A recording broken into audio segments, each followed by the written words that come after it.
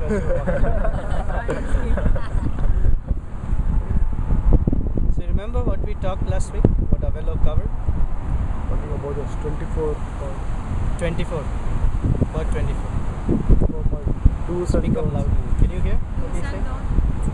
Do's and don'ts, and how to have a true relationship with God. And we talked about the sandwich theory also. Okay. You remember the 24? I would like to use different language instead of do's and don'ts. Because when you say do's and don'ts, it seems to convey something more ritualistic. Although that's not the intent, but it seems to convey something like a ritual. In a ritual, you do something and you don't something. It's not about do and don't. Think of it like this: there are 6 things that are necessary, foundational, unwanted things. Okay. These things are, in general, necessary to control our senses. 6 of these, or they're not necessary. There we go. Then there are 6 practices that are unfavorable for the development of bhakti. That makes it 12. Then there are 6 that are favorable for the development of bhakti. And then there are 6 that are actual exchanges that we can do to develop a relationship. Another way of seeing it is to do the final 6, that is giving of gifts, accepting of gifts, giving of prasad, accepting of prasada, and revealing the heart and hearing and confidence. These are the 6. They stand on these 18, just as this camera is standing on these 3 legs. Those 6 exchanges stand on these 18 things. 6 are favorable, 6 are unfavorable, and 6 are things that are necessary to control our senses. Or say it differently, the first 6, if we don't do, then the next 6 and 6, so next 12, we don't even know how to live by. Right? So the first set of 6, do you remember what they are?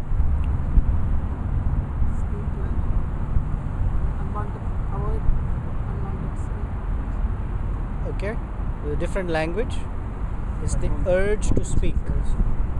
That should be correct.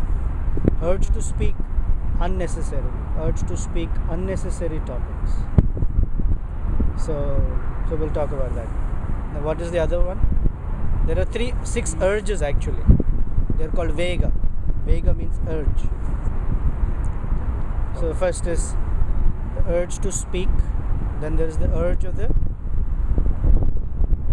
mind, and then associated with the urge of the mind is the urge of anger.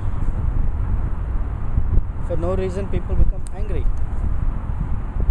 So these 3. Then there are the urge of the tongue, belly, and genitals. They are in a straight line. Okay. So these are the 6 urges that when controlled, a person becomes a master of his senses. And one who becomes a master of his senses can become a master of the whole world. One who wants to be the master of the whole world but is a servant of these 6, then he cannot do anything. You know the story of Prahlad Maharaj and Hiranyakashipu? You know who they are? Hiranyakashipu had controlled the entire universe. He was the master of all the planets, all the devatas. But he could not control his own son. And not only could he not control his son was defying him. And he was becoming very angry. So he asked his son, "How is it that you are so powerful? I am the master of the entire universe, literally. But I am not able to master over you. He said that's because you may have adhipati, you may have mastery over the whole world, but you're not able to master your own mind and the 5 senses. You have these 6 enemies, and the enemies are here, not out there. Every enemy out there you are able to control. All the enemies here you have not even clue about. So the mind and the 5 senses are the 6 enemies. So these 6 are the ways to help us control our senses. So the first is urge to speak. Everyone has an urge to speak. People, especially this whole new trend of blogging, is the perfect example of people who don't know how to control their speech. Because blogging means you don't need another person. Another person will tell you, shut up, I don't want to hear it. But blogging means you just say things into the ether. That's what it is. Ethernet. It's the uncontrolled mind. People write things. Same thing. Basically, it's a mental vomit. Tweet. It's called blogging. And if people don't want to hear too much of it vomit, you can say it in 125 characters. They give it a nice name called Twitter. And people write all sorts of garbage on Twitter. Sitting under a tree right now. Something. Nobody cares whether you sit under a tree or not. But they use it in the context of information sharing. Who cares? Who cares if something, But people care because some mindless fellow is putting something out there and other mindless fellows are accepting it. And it's a group of mindless people trying to make something out of nothing. So the idea is vachovega means there is an urge to speak, to say something. And mostly what we say is not of value. You know that, right? George Bernard Shaw one time wrote that I'd rather keep quiet and let people think I am a fool. You know the other part of it? Bhavana method. Than to say something and remove all doubt. Because people say things that don't make any sense. Now here are the things that don't make any sense. Gossip. It doesn't make any sense. But it's the favorite pastime of people who have lot of time and don't know what to do with it. They call it gossip. It actually feeds their character. It nourishes their soul. It defines their personality. It's called gossip. And there are others who like to hear gossip, because now is the information age. The more you know about others like this, the more powerful you become. Gossip is useless. Another is talking about worldly things. It can be anything. It can be actually about chemistry, physics, biology. All of that is also considered really not useful, because it doesn't help the soul in any way. So it's all called vachovega, unnecessary talk. So I'm going out on the limb and speaking that it will be shocking for most, because right after this you probably go to the lab and do a bunch of this work, right? Exactly. But it has we'll talk about the purpose behind it, but the idea is it's not useful. If I take under the microscope this little blade of grass and analyze its constituents, what's the value of it? The value is I might look for a job for it. I get a degree, I get a job, I get money, and then that's something valuable. Really, from the spiritual perspective, it has no value. So in the book called Upadeshamrita, Srila Prabhupada gives an example of the danger of not controlling this urge to speak. He says when you do unnecessary talk, it invites death. It speeds up the death process. Like this. He gives the example of a toad, frog. He says the frog who's sitting in the grass croaks. Like that. You know how a frog croaks? Yeah. Kalyani? Okay.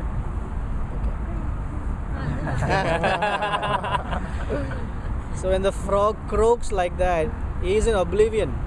Such nice croaking. But Prabhupada says that the croaking of the frog, it invites the snake. And the snake comes nicely slithering through the grass. Because that's where the frog is croaking. If he had kept quiet, perhaps the snake would not know. When I was a young child, I used to hear these Panchatantra stories. So one of the Panchatantra stories, there were 2 swans and 1 turtle. And the turtle wanted to cross to the other side of a big lake. But he was a very chatty turtle. So he didn't know how to get there. He had his 2 friends, the swans. He asked them, "Can you take me to the other side?" And the swan said, "Sure. We have an idea. We have a stick that we will hold in our mouths, and you hold on to this stick with your mouth and we'll fly. And as we fly, we'll land you to the other side. The only condition is don't say anything." Because if you speak, "Oh yeah. No, you have a problem. You speak too much." "No, I will not speak anything." Okay. They got ready. They got the stick. The swans were ready. The turtle was ready. He held the stick and the swans took him over Lake Michigan. As soon as he went a little into the ocean, "Wow, what beautiful skyline." Because he liked the nice buildings in Chicago and thought it was very nice. He said, "Did you see what nice skyline?" So unnecessary talking leads to death. It's not necessary. It's a waste of energy. The urge to speak, because a person, there are many reasons why someone is urged to speak. One of the reasons is if I say something, it will make me look as if I'm educated. When some people are talking and they're talking about politics, we also stand there and say, "Actually something," and all our ignorance is completely put out there. So that urge to speak is actually the doorway of exhibiting our ignorance about anything. So it's important to control. Also, Leela Krishna.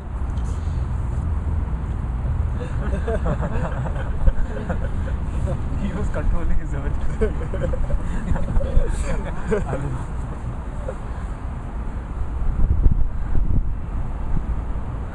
Another is our speech is actually a reflection of our mind, because what's in our mind comes out in our speech.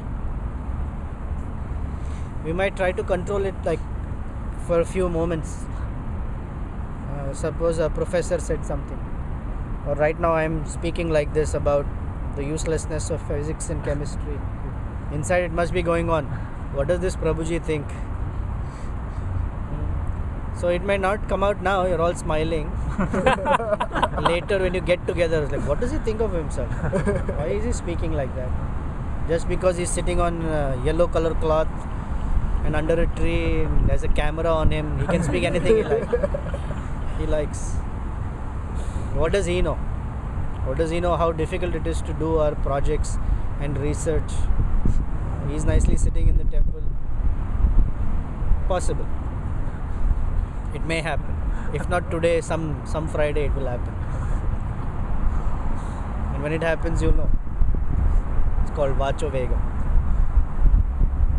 So speech is actually an index of the mind. Just as the face is the index of the mind, in a non-verbal manner, our speech is the verbal expression of our mind. All our thoughts comes out, our frustrations come out. It's like the vent. So naturally, we are asked to curb the urge to speak, because right now, what's in our mind? Unnecessary thoughts, mostly garbage things or impure thoughts and actions. Impure thoughts. So it'll come out as impure words. Would you like to join us?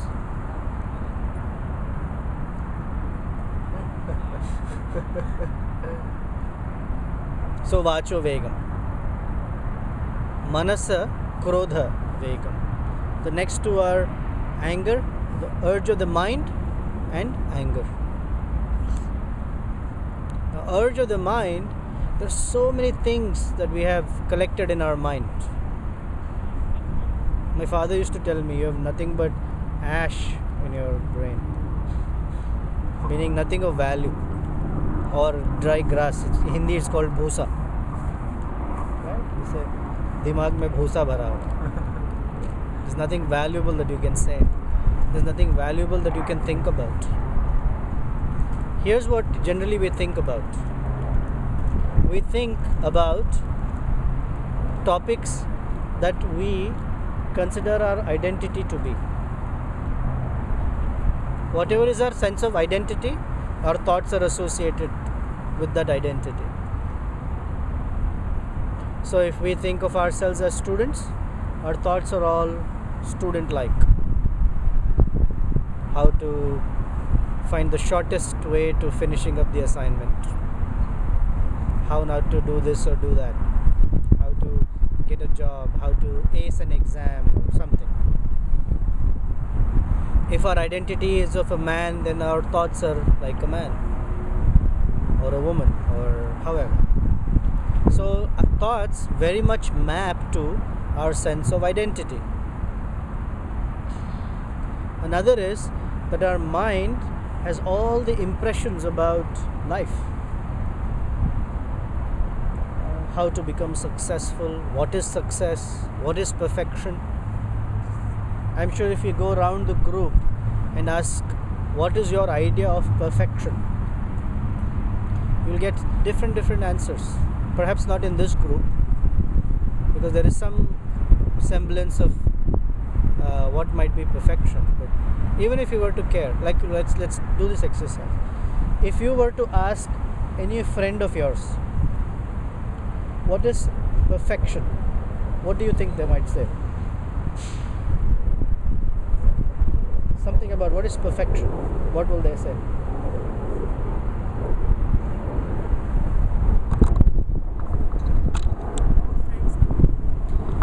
Any friend of yours, if you ask them, what do you think is perfection?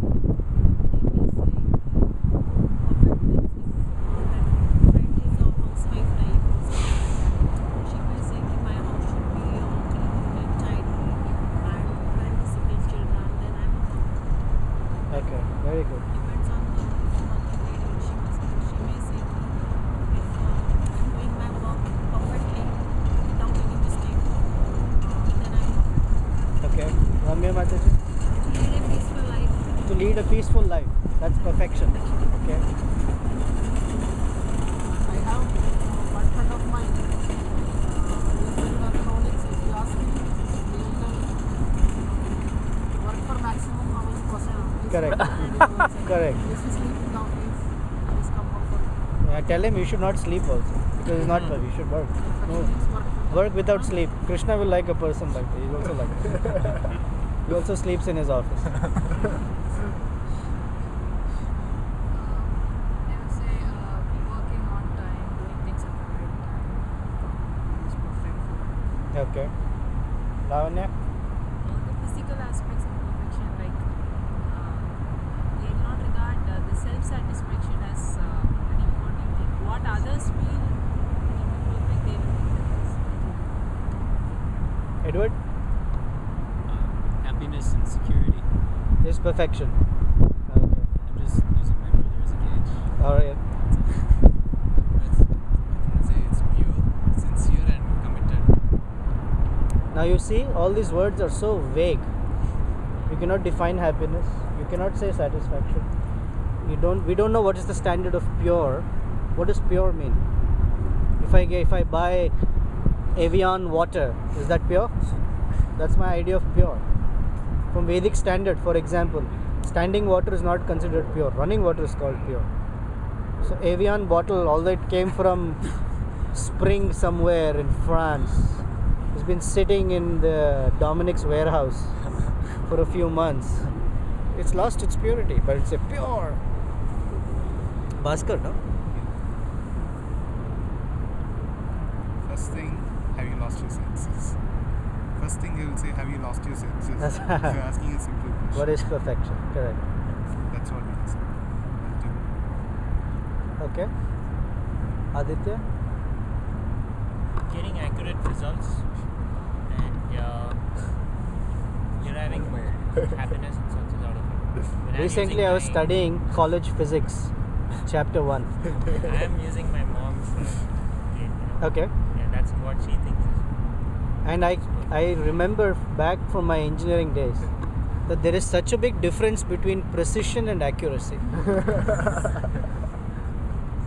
You can be consistently wrong and be very accurate because your results are hovering around. So that's called precision. Same wrong results consistently. Close togetherness. And your professor will be saying, I'm not getting accurate results. All my tests are perfect. Yeah, it's because of two different things. But to get the same result all the time is called perfection. See, I was an average student through school. In my class, there were 50 students, and my rank was always 24. But then, according to that definition, I was perfect. But my parents thought, like, what is wrong with you? Why are you not in the top 5? So my argument was, if everybody is in the top 5, who will be in 25? If all 50 have to be in top 5, it's not possible. Anyway, Always honest, whatever it is. honest. How do you, just for the sake of argument, perfection, how do you define a perfectly honest person?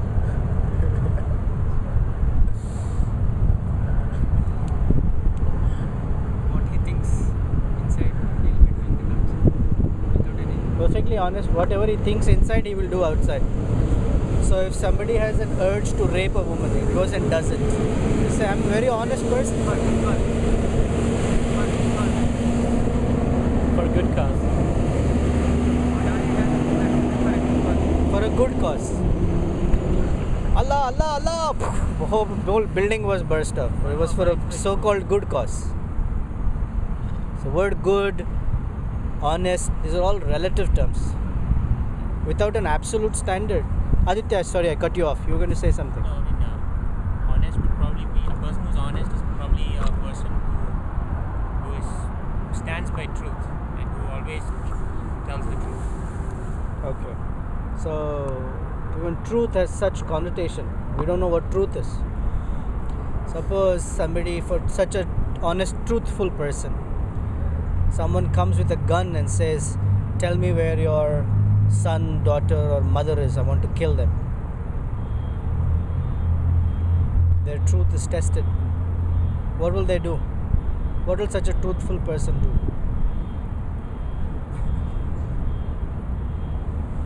Isn't truth also a function of knowledge? I don't know, a person who is probably righteous, or I don't know how to define that person. He would probably say, I'm not going to reveal any information, keep quiet and suffer the consequences, or probably give some wrong information so as to save that person's life. Okay. So now you see, truthful person can speak a lie for a higher purpose. Right? So it should not clash with their sense of truthfulness. So truth has a definition. Truth means that unchanging, which never changes. Anything else, because it changes, cannot be true. Like this material realm. Anything material cannot be fully true. It is only relatively true.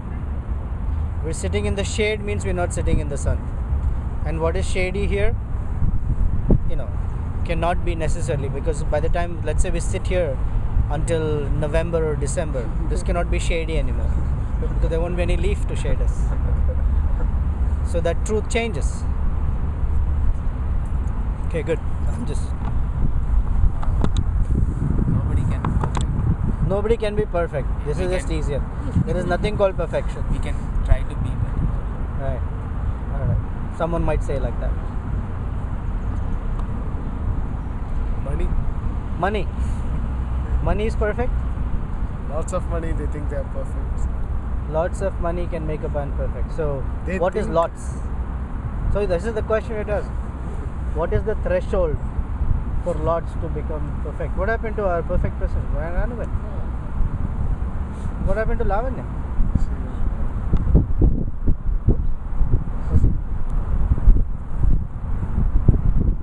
I didn't see her go.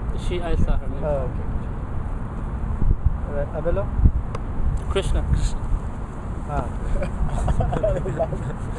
Apart from long hours in the lab. Probably, I have a friend who's in India. We always thought that he's perfect because whatever his knowledge was complete. Anything we could go and ask him, and he would tell us exactly what he knows, and any question we would ask him, he would know the subject in entirety. So that sort of resonates with perfection for me. For you? Yeah, you know something in entirety, and if you don't know something, you say you don't know. I would go by my friend's example. Okay. So, did you ask your friend what he knows about birth, death, old age, and disease? So this time you ask. And let's see if that image of perfection crumbles or not. Chemistry and math. So, Manasa Vegam is our sense of identity, and conceptions give rise to a relative definition of what is life all about. And the mind will urge us to do things, all these desires, these different aspirations, to force us to follow those. Because it's in the mind. And mind is just a storehouse of ideas. Now, all those ideas are generally only related to the material realm. And for most people, it's got to do with eating, sleeping, mating and defending. Maybe a little about chemistry, but also related to eating, sleeping, mating and defending. Because ultimately all of our knowledge, I don't want to ask you guys and embarrass you, but for most people, if you ask them why you're studying at a university, very few will say, because I want to gain knowledge. Most people will say, I want to get a job. So education is only a means for eating, sleeping, mating and defending.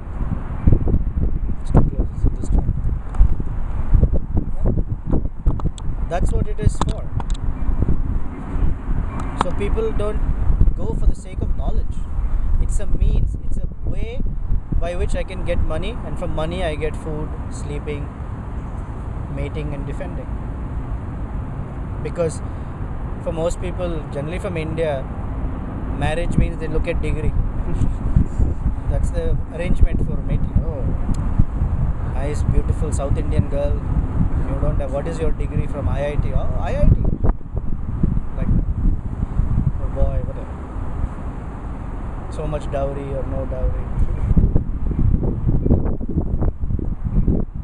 So, mind is full of all these conceptions, and it forces us into action in this world that may not be in the best interest of our soul or best interest of us as the soul. Krodha, anger. I mean, I don't have to speak about anger. Anybody here who's never become angry? Ashwita? You become angry, Ashwita? Really? Wow. You're one person I thought who doesn't get angry.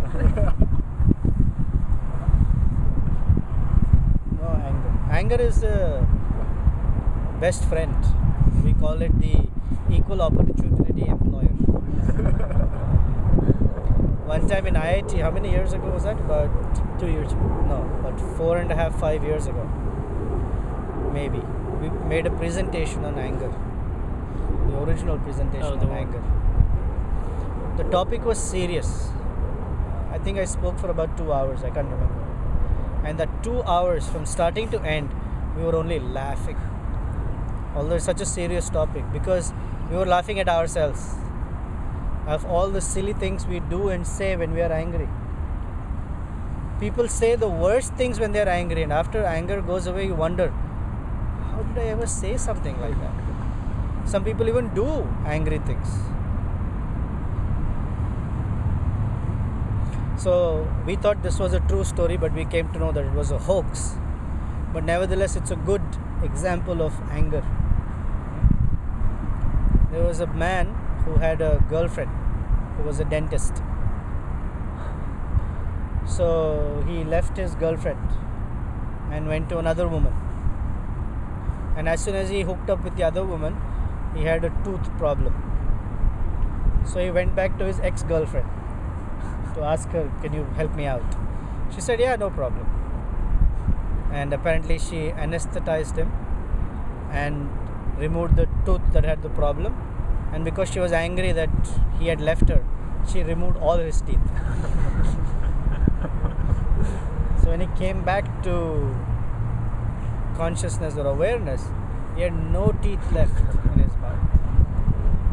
So he went back to his girlfriend, the new one. And she rejected him also. Like, I don't want somebody who has no teeth. There are many stories of anger, like what people do in anger. It's very, very... They say harsh things.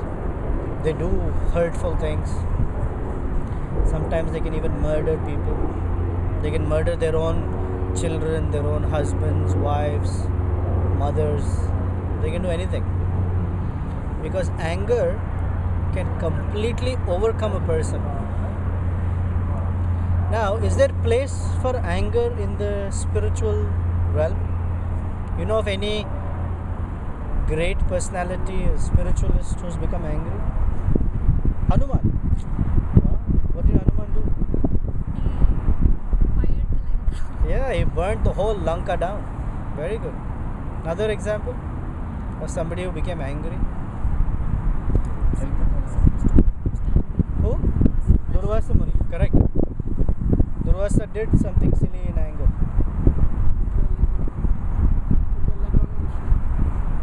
That was not Durvasa. That is Bhrigu Muni.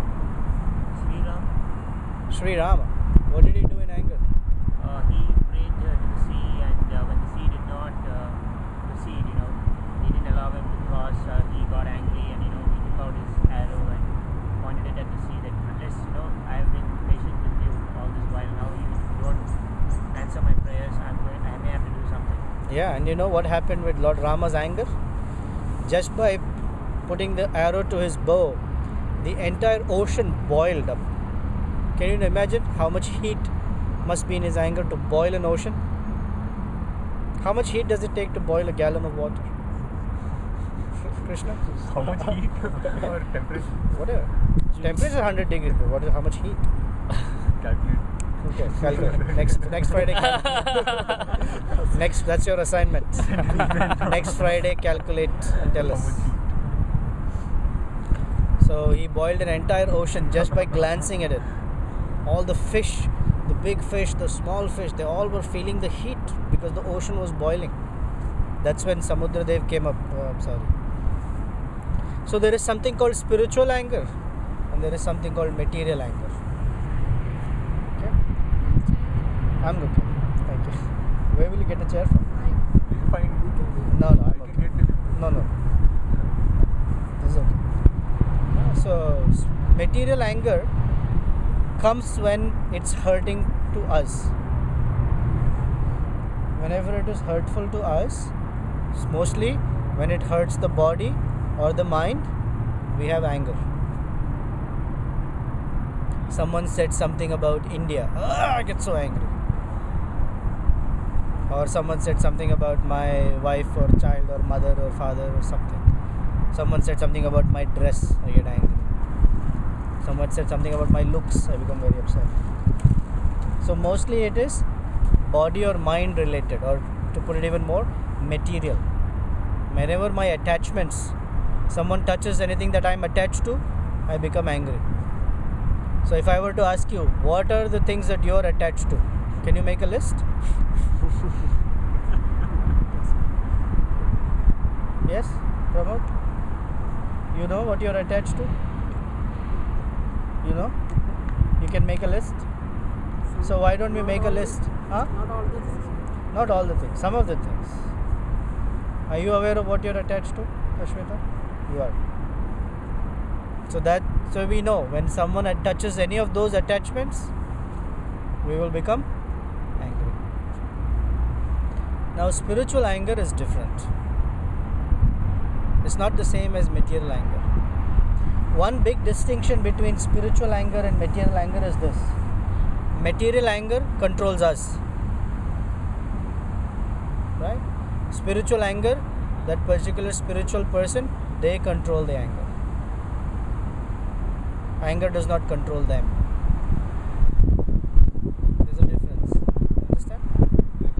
For example, if any of us has to sit, let's say, in a pilot's cockpit, and they told us, do whatever you like, then the first thing we'll do is what? Press a few buttons, play with the knobs. Correct? And suddenly the big massive thing moves. And then what do? We don't know what to do. We're suddenly under the control of this massive plane. Just move somewhere. Although the controls are with us, we're under the control of this massive plane. Powerful plane. Versus a pilot knows how to control the plane. He'll just sit there and all these buttons are there, panels are there, but he knows exactly what to do, and he's controlling this massive plane. You know the story of I'm mixing anger and mind here, but you know the story of what happens if you have a restless mind, how it can bring us into trouble. So back to Panchatantra story. One day there were two carpenters, and they were working on a big log of tree. So they were sawing it, cutting it. So it was about evening time, and they hadn't fully cut the big log of wood. So they put a wedge in it and left, so that when they come back next day, they'll pull the wedge back and put their saw and cut. So while they were working, there was a monkey sitting on the tree. He was observing. Two men were going like this. And when they put the wedge and went away, naturally a monkey has a restless mind, right? So he came down and he was looking at the wedge. He wanted to know what the wedge is. So he pulled the wedge out. But he didn't realize that his tail was right in the opening, and so his tail got stuck. So he was shrieking in pain, completely in agony, trying to work out what to do, and he tried with his might, but he couldn't open. He had to stay there the whole night, shrieking in pain, till the carpenters came the next morning, put the wedge back in and let him go. So that means in general things are working, the restless mind wants to tinker with things, and that puts us in trouble. That's one example. So spiritual anger is completely under the control of the spiritual person. So when Hanuman burned down Lanka, it was not that he didn't know what he was doing. He knew, and it was done as a service to Lord Rama. So his anger is completely justified. It was a service to Lord Rama. Anyone else's anger is not a service to God. It's done as a service to oneself. That's the difference.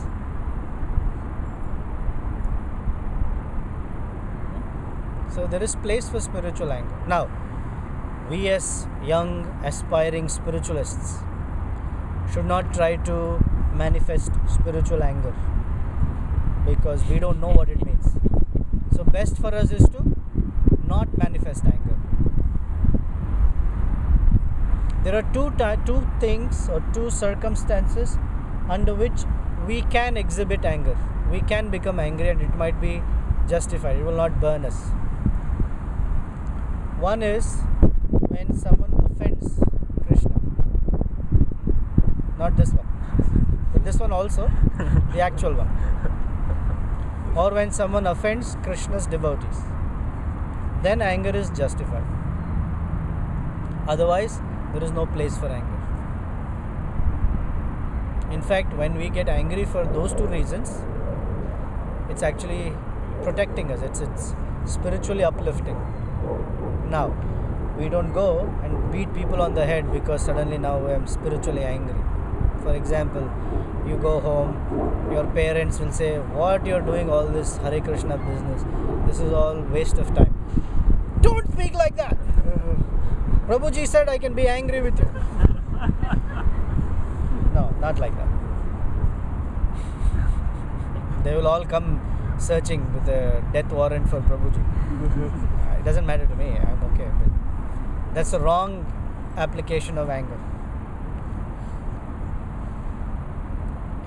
But there are only two circumstances generally when Krishna or Krishna's devotees are offended. Then you can be angry. Otherwise, better not to exhibit anger. If you feel like punching something, go punch a tree. That will bring us back to our senses. Because the moment you punch a tree, Newton's law works. Although it's not Newton's law, it's Krishna's law, discovered by Newton. So like that, these three urges. Then quickly, the urges of tongue, belly and genitals. It said that the tongue, belly and genitals are in a straight line because a little mess up with the tongue has mess up with the genitals. Generally, the tongue has the tendency to taste varieties of food. There are 6 categories of food, 6 categories of tastes: sour, bitter, salty, spicy, sweet, etc. So there are the 6, and the tongue is constantly urging for different varieties of tastes. That's why there are so many varieties of restaurants and cuisine, all different varieties of tastes. And the belly is always underestimating the quantity that we can eat. So between the tongue and the stomach, there is a communication problem. The tongue wants more and more taste, and the stomach has a tendency to underestimate. And the tongue and stomach, because they don't communicate with each other, although the stomach is full, the tongue says, little more. Little more. Little more of this sweet, little more of that salt, little more. One time there was a story about how much you can eat. There was a person who ate so much food that they say they could touch their finger the last grain of rice that they'd eaten. And after they'd eaten like that, the next item that was served was kheer, payasam. And this person said, oh no, there is no place, I cannot eat payasam. So his friend explained to him. He said, there is always place for payasam. And this is how he explained. He said, when there is a crowded street, so many people standing. For example, have you ever seen pictures of Lord Jagannath's Rath Yatra in Orissa? How many people are there in that little grand street? Millions of people. He said, although there is so much crowd that there is absolutely no standing place. When the king's chariot comes, everybody moves aside and lets it pass.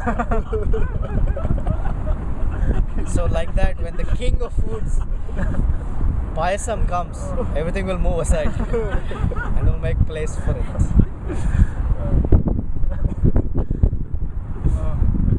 So when the stomach is heavy with food, and that too food that is eaten lustily, then it has effect on the genitals. According to the yogic principle, pressure on the stomach, the heavy stomach puts pressure on the genitals, and as soon as there is pressure on the genitals, the sexual desires all awaken. And a yogi tries to curb them. So one of the ways is to control how much they eat. So as a yogi or aspiring yogi, that is what is expressed, because the moment one gives in to sexual urges, all the things that you're working on in the spiritual track, the sexual track is 180 degrees out of phase out from that. It's diametrically opposite in its consequences. Spiritual life means to separate spirit from matter, to understand the difference between material and spiritual. Sexual means completely absorbed in material, because it's all about the urge of the body, beautiful body, touch of the body, tasting the body. That's what sex means. And spiritual life means completely opposite of this, following the soul, right? So yogi tries to curb this, and one of the ways is to curb the lusty eating propensity. Now if somebody says, well, I'm not lustily eating, I'm only eating little, still that's not the way to control the tongue. It is said that the best way to control the tongue is to eat Krishna Prasadam, because when you eat Krishna Prasad, it's not only nourishing the body, but the spiritual aspect, the soul is also being nourished. So you can eat prasadam and not be hurt by sexual tendencies. That means it is nicely cooked and offered to Krishna. So there is a way of eating Krishna Prasadam. First is only Krishna Prasadam. That's the first stage, because today we might be eating prasadam and other things as well, right? So the first stage of perfection is to eat only Krishna Prasadam. So cooking and eating only that which is offered to Krishna.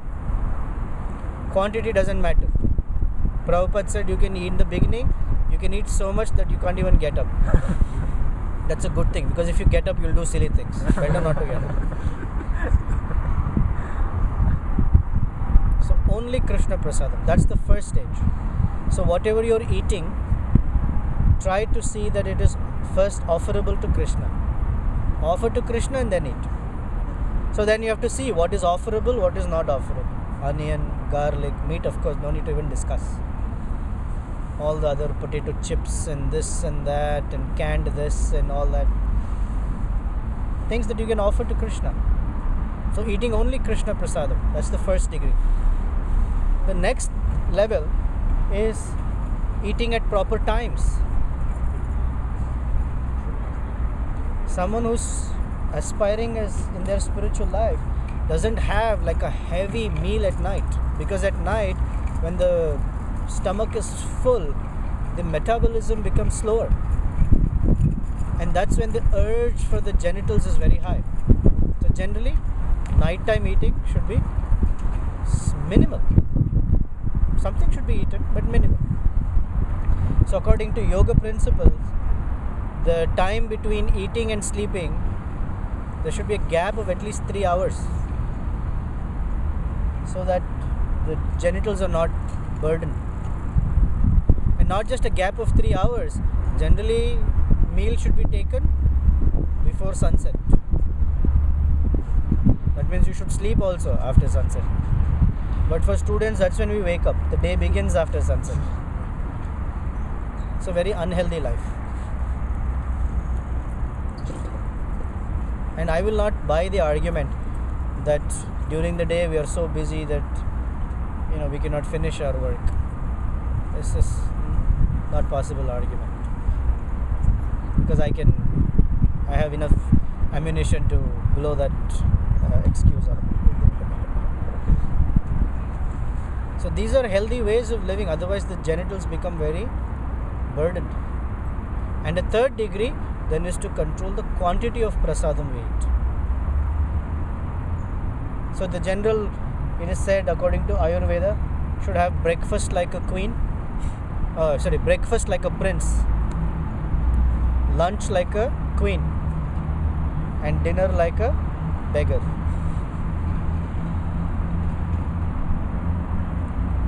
That means nice hearty breakfast, decent lunch, light dinner, and early to bed. Then you can live a very healthy life.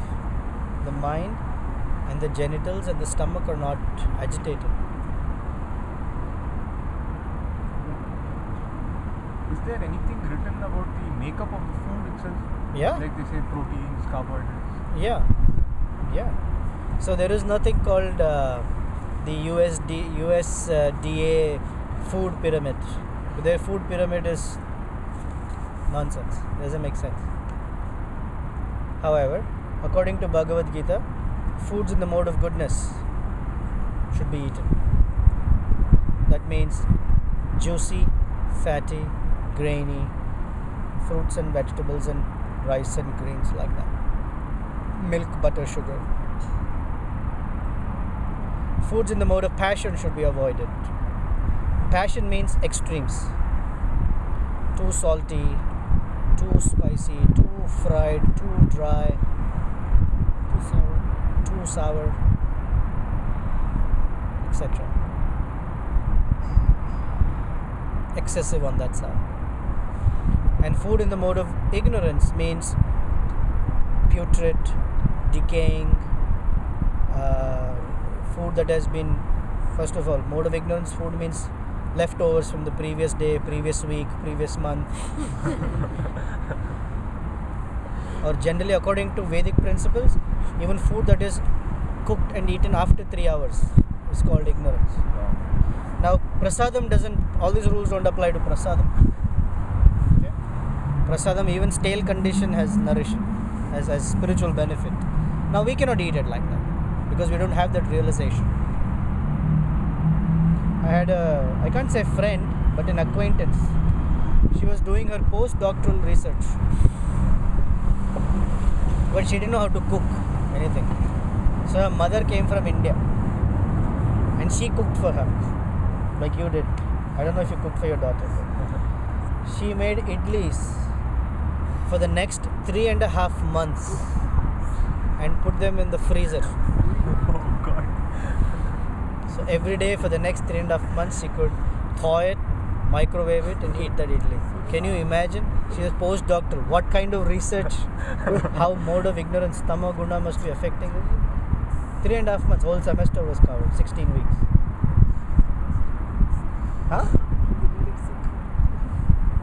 Sick in the mind, definitely. Advertisement for that refrigerator. Frozen foods. When we eat frozen foods, we are laughing. That food has been frozen for how many months? Prabhuji said, 3.5 months idli, and we pick up from the frozen section of the grocery store. Same thing.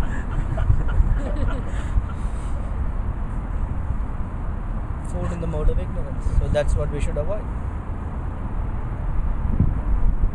Here's a story about how prasadam that's even decayed has so much effect. We'll end with this. Sri Chaitanya Mahaprabhu, who's the father of the whole Hare Krishna movement, had a disciple. His name was Raghunath Das Goswami. Now, Raghunath Das was extremely austere. He was born in a family of aristocrats. So much money that his father and uncle, Govardhan and Hiranya Majumdar, their annual income was more than 2 million gold coins. Not even $2 million. The dollar doesn't have value. Gold has. 2 million gold coins every year. That was their annual income. So you can imagine what kind of family he came from. When he met Lord Chaitanya, he gave all of that up and wore very simple clothes. And when he met Lord Chaitanya Mahaprabhu entrusted him to his close associate Swarup Damodar Goswami. And every day when lunch would come for Chaitanya Mahaprabhu would eat a little bit and he would give whatever was remaining to Swarup Damodar Goswami, and from that Raghunath Das would eat. Then one day Raghunath Das Goswami was not seen anywhere. So then he asked, "Where is Raghunath?" He said, "My dear Lord, he was feeling very shy eating this. So he has gone to beg in front of Lord Jagannath's temple." So all the beggars are sitting, he was also sitting there, begging for Mahaprasadam from Lord Jagannath. So Chaitanya Mahaprabhu said, "Very nice, very good." And so whenever he would come out of the Jagannath temple, he would see Raghunath sitting there begging for. Few days later, Raghunath was not there. So Chaitanya Mahaprabhu asked, "I don't see Raghunath there. Why is he not there? Where is he?" He said, "My Lord, Raghunath was feeling very embarrassed sitting there. He thought, I'm like a prostitute. Every day I sit outside Jagannath temple, waiting, thinking, this man will give me food. This man will fulfill my wishes. Just like a prostitute. This man will come. This man." He was very embarrassed. So now he is going to the back of the temple where all the excess prasadam from Jagannath, they discard. Chaitanya Mahaprabhu said, "Very good." You know what Raghunath was doing? He went and was taking that rice that they would throw because it was old, and the cows would come to eat there. He was also eating from there. Then he stopped eating. So Chaitanya Mahaprabhu said, "He is not there." He said, "Yeah, he was feeling embarrassed because he was competing with the cows. So he stopped eating that." Oh, what is he eating? Well, on the other side, there is this prasadam which has become stale, and they throw, and the cows, they eat it because it is too stale. The cows spit it out. Raghunath takes that rice, washes it, and then eats it. So it's stale. Even the cows have spit it out. Raghunath is eating that food. And Chaitanya Mahaprabhu said, "Very nice. I must go see Raghunath right now." And he went running. So Raghunath was washing that rice to eat. And Chaitanya Mahaprabhu came and said, "Raghunath, I heard you're having a fantastic feast. You're such a miser, you're eating all alone. I came to eat with you." No, I'm not eating anything special. He hid that rice behind his back. I said, "No, I can see you're a miser, you're hiding it. Give it." And he grabbed his hand and took some rice from his hands. No, my Lord, you're the Supreme Personality of Godhead, you're Krishna. How can you eat this?